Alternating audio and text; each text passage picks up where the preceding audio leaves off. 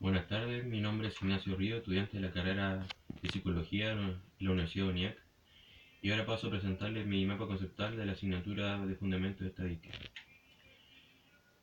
Mi mapa buscará contestar la pregunta ¿cuál es la importancia de la estadística de las ciencias sociales y qué nos sirve qué nos proporciona como herramienta?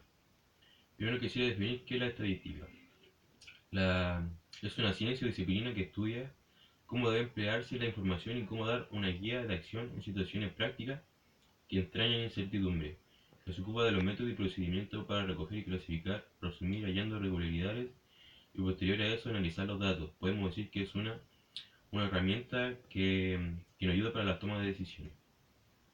Algunos de los campos de acción que participa, por nombrar algunos de ellos, serían en las ciencias políticas para medir preferencias, en la economía para medir la evolución de los precios y para estudiar los hábitos de consumo, en la sociología para estudiar las opiniones de los colectivos sociales, y como en nuestro caso la psicología para elaborar la escala de los test y cuantificar aspectos del comportamiento humano, y entre otros.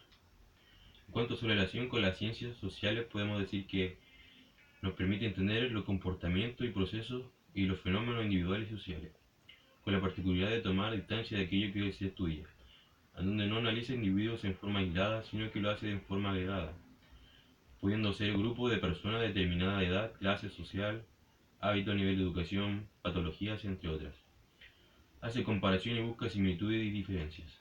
En cuanto a la importancia de la estadística en las investigaciones científicas, entre las cuales se halla también en las ciencias sociales, podemos decir que la estadística es el nexo común que presenta la mayoría de las investigaciones científicas, en la que interviene el tratamiento de datos y la interpretación de ellos, y predicción de los mismos.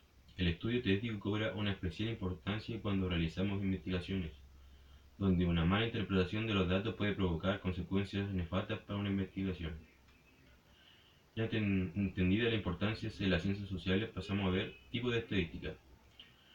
Podemos ver la estadística descriptiva, que se ocupa de la recopilación de los datos, es cierto, donde describen esos datos, de su organización y posterior al análisis. Y por otro lado, la estadística inferencial, que, que tiene por objetivo la estimación de parámetros población a partir de una muestra y de la prueba de hipótesis, por lo cual surge, ¿cómo se llama? Un, Saca un análisis de los datos estadísticos. Algunos conceptos relacionados a entender muy importantes aquí son la población como un conjunto de elementos que comparten características en común, la muestra como un subconjunto de dicha población y la unidad de análisis como de elementos de ella. También muy importante la estrategia de muestreo, con el procedimiento por el cual se obtiene una parte y una muestra con el objetivo de extraer conclusiones referentes al comportamiento de las variables que desean estudiar.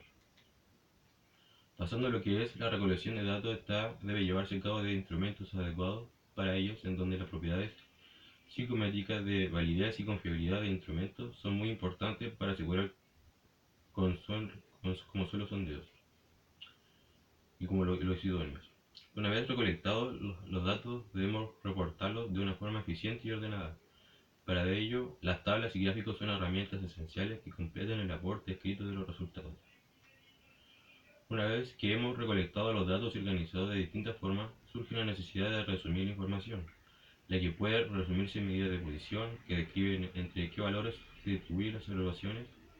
Tenemos aquí la de centralidad, la que son la mediana, la moda y la media, y la de no centralidad, que como son los percentiles, los deciles, los cuartiles y los quintiles. Estos estadígrafos posibilitan conocer los sujetos y objetos estudiados de una muestra dada de acuerdo con la variable que interesa estudiar. En cuanto a la medida de dispersión, podemos decir que estas nos indicarán los valores en torno a los cuales se distribuyen los datos, si están concentrados o dispersos. En cuanto a la variabilidad de los grupos que se estudian, pueden evaluarse a través del recorrido, la varianza, la desviación estándar, como coeficiente de variación. Particularmente, este último permite realizar comparaciones entre grupos donde se realizaron mediciones de variables distintas. Con esto podemos ver el gran aporte de la estadística descriptiva en una investigación. Ahora pasando a la estadística inferencial, indicar que el objetivo de esta es realizar generalizaciones de una población a partir de una muestra a través de la estimación de parámetros y el contraste de hipótesis. Importante saber que la hipótesis es una afirmación de una población con el propósito de ponerla a prueba. Para aplicarla es necesario usar datos que provendrán de una muestra. En el análisis estadístico, entonces se plantean hipótesis y luego las pruebas de estadísticas o pruebas de la hipótesis que servirán para determinar si una hipótesis plantea es verdadera o no. Así, con esta prueba la inferencia estadística permite tomar decisiones a partir de ella respecto del valor de un parámetro. Se plantea la hipótesis nula donde se asume un valor para este parámetro. También la hipótesis alternativa, que es opuesta a la hipótesis nula. Algo aquí también importante es el nivel de significación que determina al investigador, lo que generalmente es el 5% finalmente.